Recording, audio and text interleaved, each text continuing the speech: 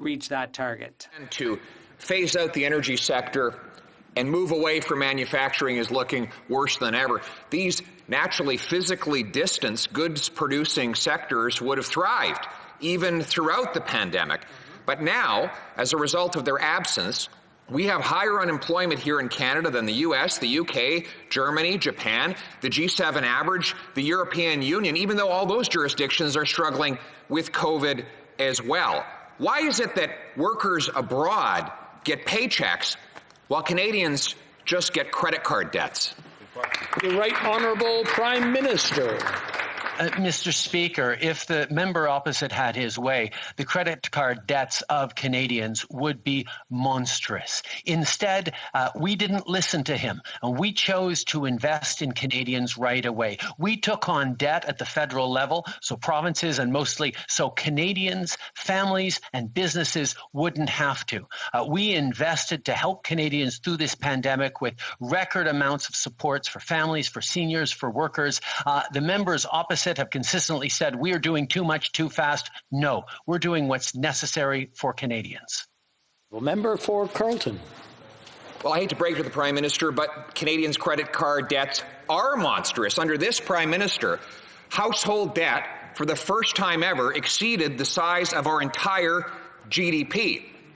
His own top economic advisor said that his plan will add $1 trillion without improving our economy at all. He has among the highest unemployment in the G7, among the lowest vaccination rates, and at the highest cost.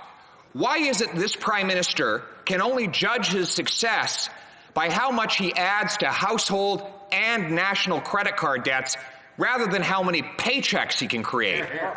Right Honourable Prime Minister.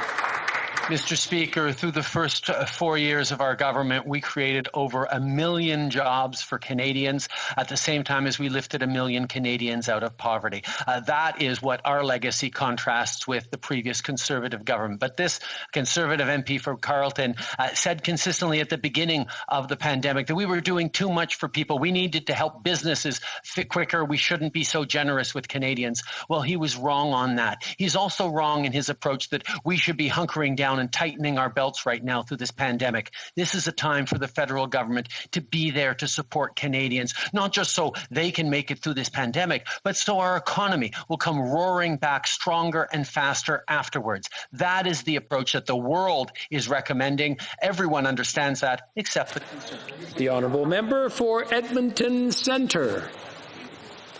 Mr. Speaker, the U.S. government said Huawei is an espionage arm of the Chinese military and urged Canada not to use their 5G technology. In November, Parliament called on the government to make a decision blocking Huawei's involvement in 5G.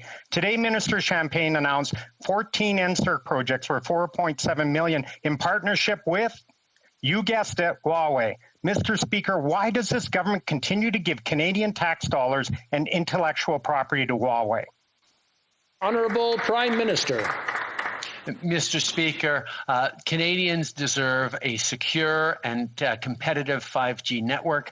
We need to make sure that we're making the right decisions for Canadians, for businesses, to both protect them and keep them playing on the global playing field. That's why we base our decisions on expert recommendations from our top security analysts. That is the work that we've always been doing, and we will continue to do that.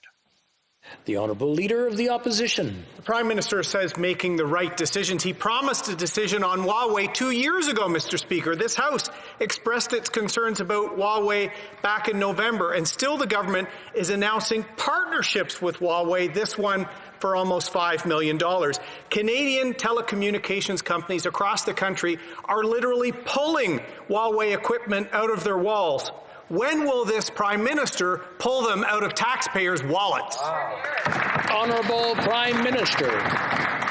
Mr. Speaker, no government has invested more in making broadband available for rural Canadians across the country, improving cell service, making those investments that are making a huge difference for Canadians, particularly during this time of pandemic. We will continue to make the right decisions for Canadians, for their security and for their access to telecommunications based on the best recommendations of our experts.